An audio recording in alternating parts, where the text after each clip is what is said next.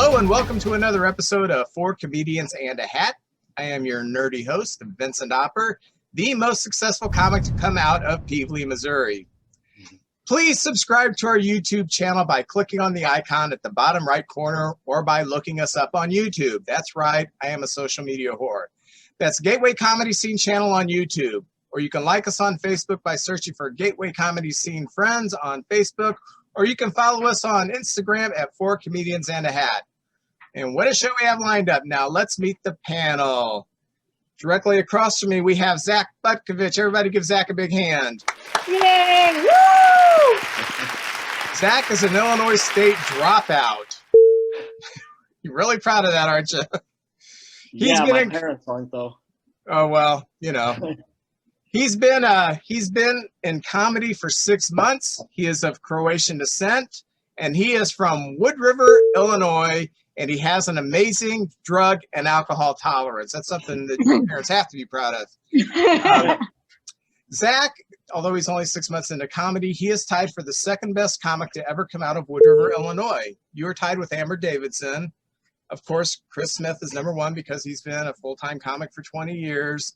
And I think I'm coming in around fourth or fifth, so you've surpassed me. So anyway, welcome Zach one more time. Yay! What an intro. All right, best intro I could come up with. You're right. Okay. Directly below Zach, we have Hailey Hackett. Everybody give Hailey a big hand. Yay! Woo! Hailey is from the District of Columbia originally, but she is now an LA-based comedian. What is the difference between DC and LA? Plastic surgery, mostly. Oh, okay. Cold winters. Yeah. Snow. Yeah. Yeah. Two different things when you're talking about snow in DC and snow in LA. Yeah, exactly. Hailey hosts a podcast called Good Talk with Good People, which I guess I cannot be on, and a co-host of a podcast called Two Girls and One Book, which I know I can't be on. Hailey, are you related to Buddy Hackett?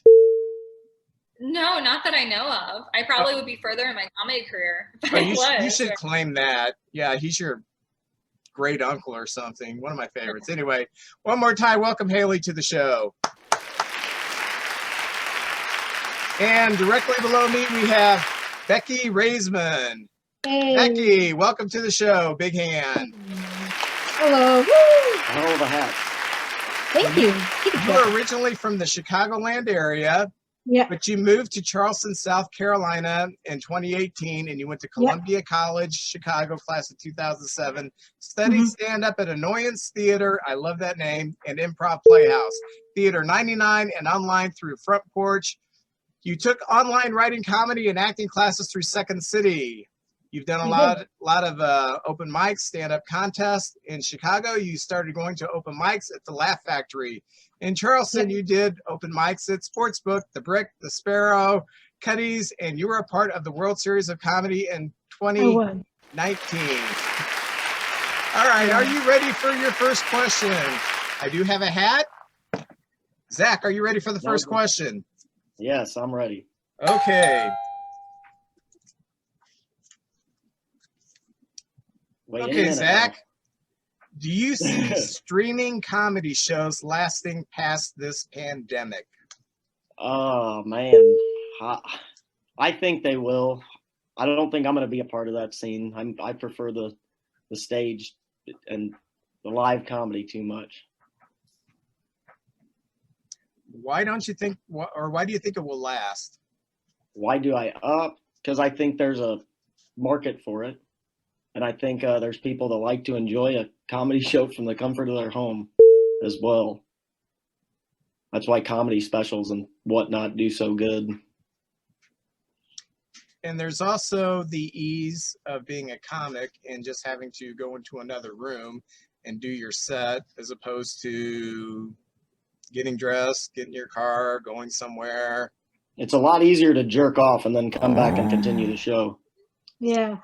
That's kind of hard in a comedy club. Oh, it's super hard at a comedy club, let me tell you. But I guess you succeed, so. I know. I think there is a market for it. I do agree. I've done some Zoom shows, but I kind of like being there. Like I like to be there, like on the stage and like perform in front of people and like, cause I miss the interaction. But I mean, yeah, I think there could be a market for that. I mean, but I like to like be with other people too. So maybe there's a market for both. I'm thinking. I don't know. I think the only thing that's going to last past the pandemic is OnlyFans. So if you can do comedy on that, then maybe. And that's only because I think people are like, oh, maybe I'll see a titty, like something then. Or like, I would definitely bet on bigwigs being able to do Zoom comedy, like if Chappelle did a comedy show or something like that, like I'm sure people in like Utah would want to be able to see him, and that makes sense because he can sell tickets, right? Yeah. But I think if I pulled my dick out on OnlyFans, I'd get some laughs. Let me tell you. I think I'd have quite a market there. If you like to look at sexy stuff and laugh hysterically, I'm your guy. I think streaming is pretty cool to see big time comics, especially if you can't make it out there. Yeah, I mean, streaming is kind of cool. I mean, I think there's definitely a market for that, and maybe for upcoming comics too. I think there could be a market for that too. I actually do agree with Hailey about that. Or contests, right? Contests make sense for like something on Zoom. Well, there's still prostitution, and people still use live streams and cam girls. So I think there's a market for comedy to be zoomed too. I just look at it, it's a different media form. I don't expect the laughs that I hear at a comedy club because it's just a different media form. But what I do like about it is it has sharpened my comedy in that I can stare at myself doing comedy and I can make sure that my expressions and everything are on point. I can't really do that at a comedy club until I go back and I watch the video. Right. Yeah. I love the it's probably easier to network on you can network a lot better on Zoom. That's a plus. Yep. But even then, like if I meet someone, comedian in England or something, I don't want that comedian to keep booking me on an online show. I want him to be like, come to England. Like I want to travel. Yeah. So I hope it's like good for the network. I mean, we wouldn't all be here, I would imagine. Right? Like maybe Vincent and Zach would still, know each other, but like I didn't know Vincent before that. And I get the pleasure of talking to you all. But past that, I want to see people, you know what I mean? I want to like make eye contact and shake hands. Like that's just how I am. Yeah, I like that. Such a people's person to not. Or give out business cards or something. Give out business. All right, Hailey, are you ready for your first question? Oh, sure. Okay. The world is going to end at midnight. What do you do? What do I do? I feel like all my answers aren't things that I want recorded forever. I mean, like, realistically, I would probably have as much sex with my boyfriend as possible and probably start doing drugs. You know what I mean? Just, like, start checking off the bucket list of things I haven't done. Like, why? I don't care if I go out on acid at this point. You know what I mean? I've been good until now. Probably eat a chocolate cake. I mean, I'm a very indulgent person. So all those things. I'm just finding the biggest pile of drugs I can find at that point. Yeah. We're just going to see how far. We're just going to see if I can make it to midnight, Like I might as well toe the line. Might as well. Yeah, and I'm going to call every person I know. My phone. I'm not going to have to worry about my phone bill. I'm not going to have to worry about the come down. Mm-hmm. I think like it's really a recipe for a good night. You want to know the truth. Yeah, I'd finally sign up for HBO Max. Yeah. I won't have to pay my subscription. I can finally walk out on my bar tab and they don't call me the next day. I would probably do some karaoke, like because I love to sing karaoke, and I would probably go to a lesbian club and meet women, and let's see, hang out with the cats. I would probably adopt a lot of cats because I love cats, and maybe write jokes about the world coming to an end, I guess. Unique perspective. I love it. I would totally do karaoke because I can't sing, and then I wouldn't give a shit because who cares? We're all going to be dead soon. But I would probably do the old man thing and just spend time with my kids and my grandkid. But if let's say that the world ended at noon for them and I had till midnight to go, I'm doing meth and I'm going to go sing karaoke. I'm giving my kids meth at that point. We're getting the whole family high at this point, and then we're just gonna ride it out. Really, we're gonna see how like a 6-year-old will do on an acid tablet. They'll bond in different ways. Might as well just do like shrooms or something. Like have a earthbound experience. Could you imagine watching the world end on shrooms? Oh no, that would be so Oh my terrifying. God. Ugh. I feel like it was a claymation film. Feel like it'd be beautiful. Oh, we have you already know it's coming to an end. You might as well just lean into it. Yeah. All right, so I think we've proved how degenerate we are, how selfish we are, how self-centered we are, and that the world's going to come to an end. We're not going to help anybody. We're just going to do what we want. But that's why we're comedians and not politicians. Might eat a stripper's We're honest. Who knows? Yeah. All right, Becky, are you ready for your first question? Yep. Okay.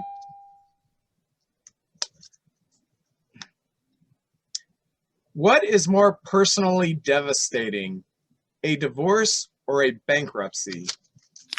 Ooh. I never had to experience any of those, but I don't know, maybe bankruptcy, because it does go on I think it goes on your record for like 7 years or something like that. I never had to experience any of those, thank God. But I would have to say maybe bankruptcy because it goes on your record for like 7 years. A divorce goes on your record forever. Yeah. I'm gonna say a divorce here. Divorce. I think, probably divorce too. Yeah, that's true. I'm just thinking, keep them kids, just take them. And I'm single now. I've never been married. She'll probably be making more money than me if I keep doing comedy. So I'm looking at a payment. I'm just gonna be a degenerate, really. Well, that makes sense. I mean, at least with a bankruptcy, they take away all your debt. Like in a divorce, you just split it. Like it definitely sounds like a worse deal. And if you have kids, like, have you ever had to like negotiate like who sees what? Like that's a scheduling nightmare. Like I just can't with any of them. Please. That's true. Yeah, I do see what you're saying about that. Yeah. Yeah. I would have to say divorce definitely. You have to get on the apps again. Well, I've been divorced twice, and you never really get over it. I mean, I got divorced the first time in 1995, and how many times have you been bankrupted? What's that? How many times have you been bankrupt? 7 times bankrupt. Okay. You can get over that though. You can always find more money. So you knew the answer the whole time. Yeah, I knew that. I knew the answer the whole time. I knew my opinion of the answer. But yeah, if I've been divorced twice. I had 1 kid with my first wife and 3 kids with my second wife. And what Becky was talking about, juggling the schedules. Right now, I only have 1 left in the house, and she's a junior in high school. So that it's kind of almost over. But it's been since my first divorce in 1995. I've had kids that I've had to juggle schedules with for 25 years. And that's longer than Zach's probably been alive. So, I'd have to add it up. I need a piece of paper, though.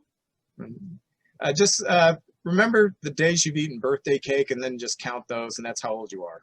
Okay? Birthday cake? They just give me a cookie. Wow. Well, that's the only time I get to eat a bowl of cereal is my birthday.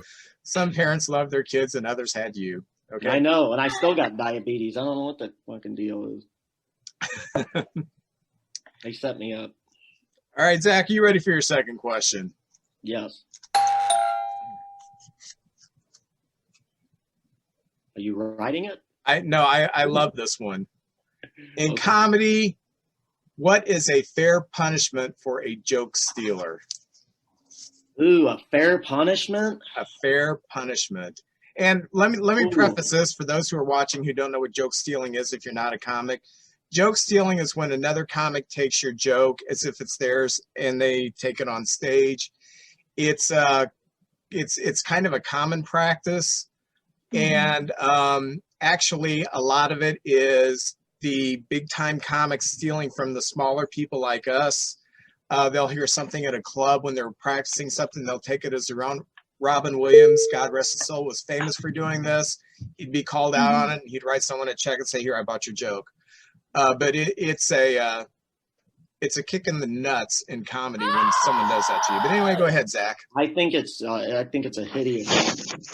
I don't think there's an unfair punishment. To tell you the truth, it's just almost like it's so absurd to me. The thought of somebody pawning off an idea as their own that they didn't come up with, and it kind of just irks the shit out of me thinking that some people do it and willingly. It just disgusts me. So I guess a fair punishment. I mean, you could go with decapitation. You could go with just a swift kick to the knee would be cool. I don't know. I don't have anything on that anymore. I think we should waterboard them. Waterboard them. It makes sense if you got a percentage of whatever pay they eventually get, but like a very unfair percentage, you know? So eventually if they just make an earning on other people's jokes, they just give it to the flock of contributors that they've taken. Like I wouldn't mind. You wouldn't be able to make any good money doing that. They'd never agree to that. No, we would take it from them, Zach. We would take their money. I'm all about seizing the means of production, but I'm telling you, that'd be tough. I don't know. But I'm with you. Ooh, shave off their eyebrows. That feels fair. People I know just do that for fun. It wouldn't be none. When they're on shrooms, they shave off their eyebrows. Yeah. I don't know. What would a fair punishment? What do you think, Vince? What do you think a fair punishment would be for a joke thief? Have you ever experienced that? You are now. I kind of experienced it because 15 years ago, before I did comedy, I used to do a blog, and I did a blog on a male version of Hooters, where guys wear low-cut jocks, and it's called Nuts. And a couple months later, I went to a local club, and I heard a comic almost verbatim. My friend, she was sitting next to me. She said, "Did you take that from him?" I said, "No. Either we happened to, within a very close proximity of each other, come to the same idea, or he read my fucking blog." So I may have experienced, I may not have. I think, Dane Cook has been accused of it and of stealing from Louis C.K. And that was pretty. Yeah, that was. Carlos Mencia has stolen jokes. Carlos Mencia, I heard he admitted stealing jokes. Yeah, he's very reluctant to actually say he's done anything wrong. I don't like Mencia.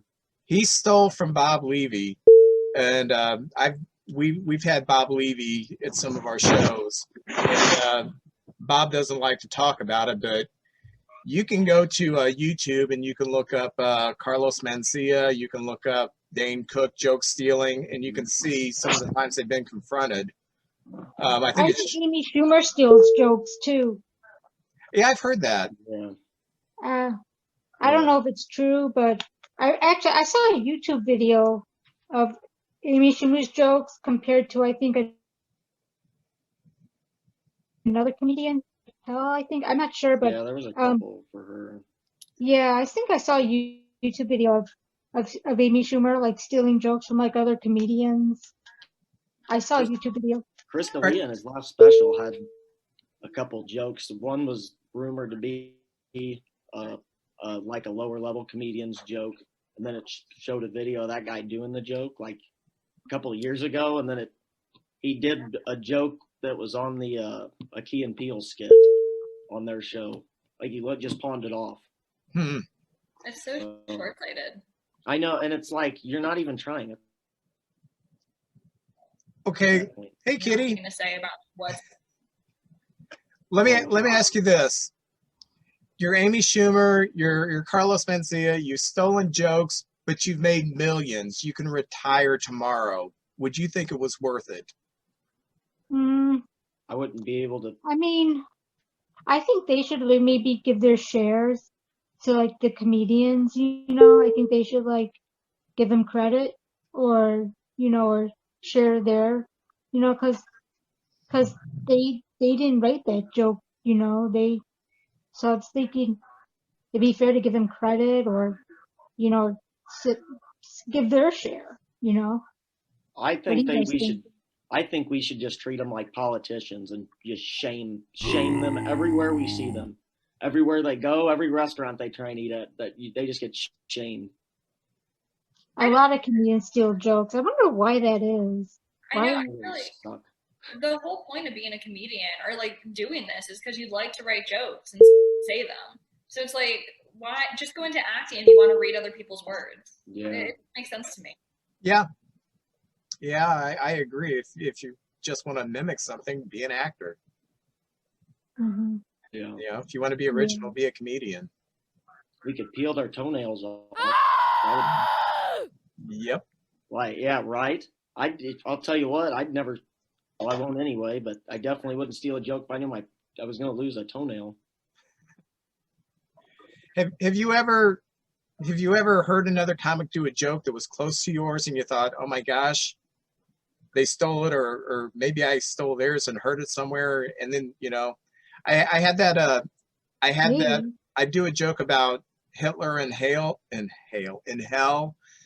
confronting Anne Frank because you know Anne Frank's in hell in my joke, and I had written that joke, and then it was a few months later I saw another comic at Crow's Nest actually, and I don't remember who it was, but he started talking about being raised Baptist and how Anne Frank is in hell with Hitler, and I thought, gosh, that sounds kind of like my joke. So I didn't do it for a few years. Then I started doing it again because I know I didn't steal it from him. He didn't steal it from me. It's just we kind of happened on the same thing. I know a comedian in St. Louis that does a scene from This Is the End and like verbatim quotes like a whole Danny McBride scene and like uses it in his joke, and it's like cringeworthy. It's like cringeworthy to watch for me, but I don't think many other people have noticed that it's not completely none of it is his. It just kind of fits into what he's saying. No, it's not you. Okay. I would just say, Vince Hopper, we're gonna peel your toenails off. We wouldn't even ask. I had something similar happen to me that happened to Vincent, except I did a set about my dad meeting my future stepmom on Words with Friends, which happened. They're engaged now. And this comedian that I had never seen her set before came up to me and she goes, I've been doing exactly those jokes for 2 years. And I'm like, what? Like, what are you talking about? And she goes, my dad met his girlfriend on Words with Friends. I was like, my dad met his girlfriend on Words with Friends. This is too niche to believe this happened. But it did. And I was just like, listen, like, I'm not attached. I'll like give it up. But like, in no way did I take this. I literally was just like, this is a weird thing I should probably do a good comedy routine about. But the jokes are so like obvious. You know what I mean? Like he's on Candy Crush, crushing pussy. Like it's like we made the same, you know, low level punchlines. So it's like what happened? But it's so bizarre. We're like, should we start a forum or something for other people whose step parents came from Words with Friends? This is weird. That's kind of strange. Hey Haley, are you ready for your second question? Yeah, hit me with it. Okay. What is the worst thing you can step on or step in? I feel like dog shit is pretty bad. Like honestly, it's not like crazy uncommon, but like if you don't see it on the street and it happens to you, like you just smell like dog shit for the rest of the day. You can't take care of problem. And it's even worse if someone else points it out to you. Social nightmare. That's just my opinion. I Does think anybody a black step in? hole would be pretty bad to step into. What's that? A black hole, probably not coming back. Like quicksand. Quicksand be bad to step in. Yeah. Or regular sand if you have a cut on your foot or something. I'm grasping at straws here, guys. Give me a break. Well, I was raised in the dog shit generation where nobody picked up their dog shit growing up. So you stepped in dog shit all the time, and you kind of got smart. You'd watch your step when you were walking around so you didn't step in dog shit. So now I think we have a generation full of pussies who don't know how to look out for dog shit because everybody's been picking up the dog shit, but that's something else. So I've never picked up dog shit. I've stepped in a bunch, though, let me tell you. I just don't see dog shit like I used to. It used to be you would see dog shit. 3 days later, you'd see the white dog shit because white dog shit turns white after a few days. And that's after you keep it in your fridge, too. Yeah, whatever you do. I'd rather have cats because you can just clean up their litter box, cat poops in the litter. Actually, you can probably train a small dog to use the litter box, like a small dog. It's 9 degrees here. You think I'm taking Roscoe in the yard? I had to teach him something. I think the worst thing, there's something worse to step in than dog shit in my mind, or a black hole. It's a used condom, which I have done. I've stepped on a used. I was like into it, like a sock. It was a huge condom, man. Jeez. I stepped on a used condom once. I was in a pair of sandals. It was summertime, and I stepped on a discarded condom. And that was. Why are you wearing sandals in the house?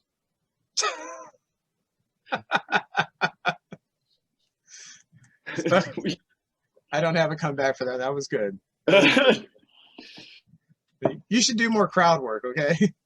Yeah, yeah, it sucks when I do it though. Sometimes, I don't know. A lot's got to go right for a good crowd work to go. Yeah, a lot of condoms have to be laying around the room. Yeah, a lot of condoms have to be laying around. Used ones. So what if you stepped in a black hole and it was like a mushroom trip? Would you want to step in a black hole then? Sure. Well, if you see a black hole when you're on shrooms, you don't just simply step into it. You swan dive into it. You don't tiptoe into a hole on shrooms. And I can bring this all together. Have you ever seen the Soundgarden video to Black Hole Sun? Yes. It's like a shroom trip. I was in 7th grade. I was in 7th grade when I first saw it. I was like, wow. I'm like, it was, at first I thought it was kind of scary, but then I'm like, that's cool. Yeah, it's really cool. Yeah, I was going into 7th grade. I was 12 years old, and I remember watching MTV when they had really awesome music videos. They actually do have a classic MTV channel where they have music videos. Really? If you watch the video of Black Hole Sun while you're on mushrooms, everything's normal. Yeah. Becky, are you ready for the final question of the afternoon? Yes.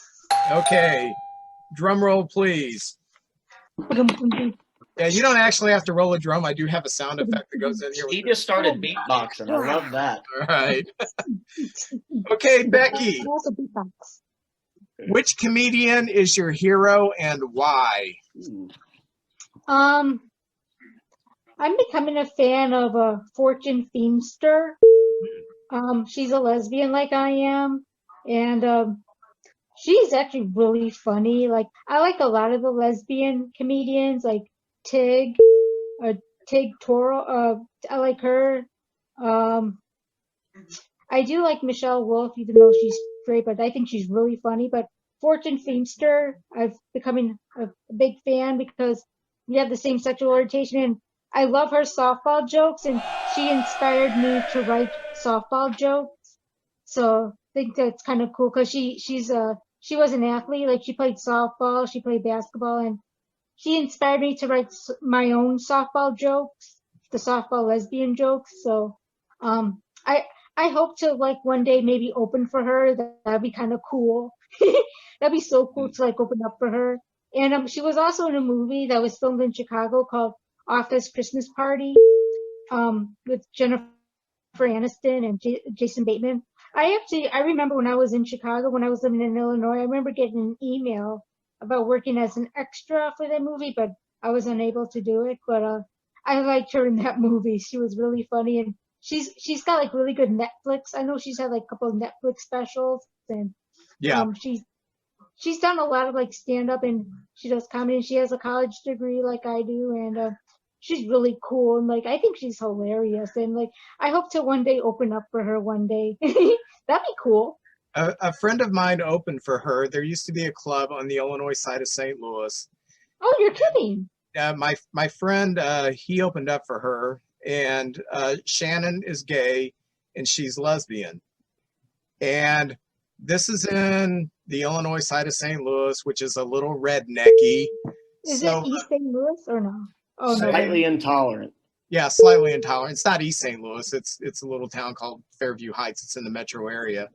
Oh. But the club owner, some of the patrons got angry because they didn't know what they were walking into and demanded their money back. And I've seen one of her specials on Netflix, and I know Shannon is just a tremendous comedian. And I thought, wow, you would rather complain and bitch instead of just sit back and enjoy the comedy, you know? Fuck those people. Rednecks. Yeah, fuck rednecks too. Roles come out. That's what it is. Anybody else have a comedic hero? Yeah, Man, I like any lesbian comic. I have to say, I think it's so funny, Becky, that you were like, and Michelle Wolf, she's straight though, because she has such lesbian vibes. I feel like you're like, same box. Same box. I also like Margaret Cho. I think she's really cool.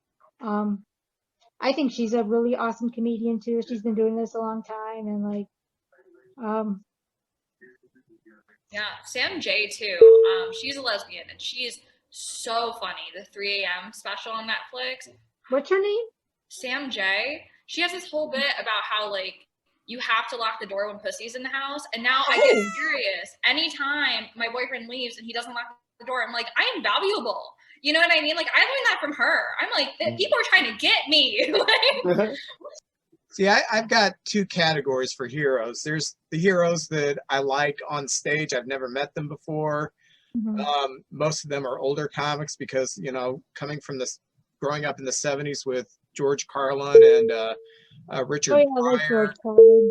Yeah, I love them too. Yeah, that was like gripping how they could work a room. But when doing the booking and having met a lot of comedians through booking, I have comedic heroes now who are contemporaries of mine, but they're headliners. But they've been very good to me as a novice booker and opening for them.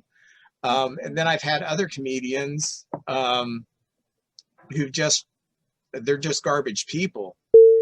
Yeah. And like recently, with Dustin Diamond passing away, Yeah, I heard. Everybody has terrible stories about Dustin Diamond. I picked him up at the airport once and I took him to the club and I spent 45 minutes in a car with him and he couldn't have been nicer. And people are like, well, you just didn't know him well enough. Yeah, maybe I didn't know him well enough, but you know what? I just know this. For 45 minutes, for a guy who was just driving him from the airport to the comedy club, he was really good to me. So Yeah. I've had, I've heard good stories though. I mean, I've heard good stories, but some, maybe it depends on the person, maybe. Yeah. I opened for one comic and he's just kind of a local comic who's kind of like a lower tier headliner, but he was put into this club to headline for the weekend because he was cheap and there was no one else available. He treated me as the host and the feature, he treated us, well, I shouldn't say he didn't treat us. He just disappeared and didn't engage with us at all. You couldn't find him until I announced him to be on stage. So maybe he has a routine where he needs to be by himself for a while to get in the zone, maybe. I think maybe he's a dick. That's my take on it. Listen, he may have IBS and that was his first go that day. You know what I mean? Like, we should be more. IBS? Oh yeah, irritable bowel syndrome. Maybe he had to go to the bathroom a lot, because I know if you have IBS, you tend to go to the bathroom a lot. Yeah. Hey, his set certainly was shitty. It's my dad joke. So what kind of what club do you work at in St. Louis? Like what comedy club do you book for? Oh, I do my own shows. Oh, you do your own thing? Yeah, we have different facilities in the metro area that we do shows at. Well, we did before the pandemic. Mhm. I don't. So you have your own comedy club? No.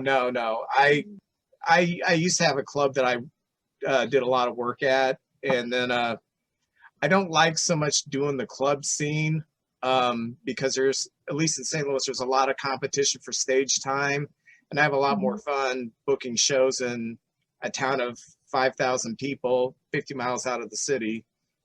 And you know, I found There's out more competition in Chicago.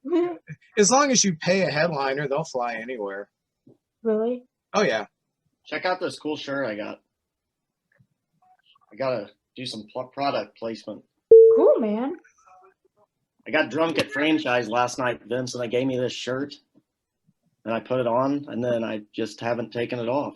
I know we do have to wrap this up. So Oh, all right. That was fun. hey, Yeah, that was fun. On YouTube? yeah, this will be on YouTube. Cool. I want to dislike it. Before we go, how about another hand for Zach? Goes up, I want to Big hand for Zach. Big hand for Hailey Hackett, granddaughter of Buddy. And our cat lover, a big hand for Becky Raisman. I'm also related to Hailey Hackett. She was in the 2012-2016 Olympics.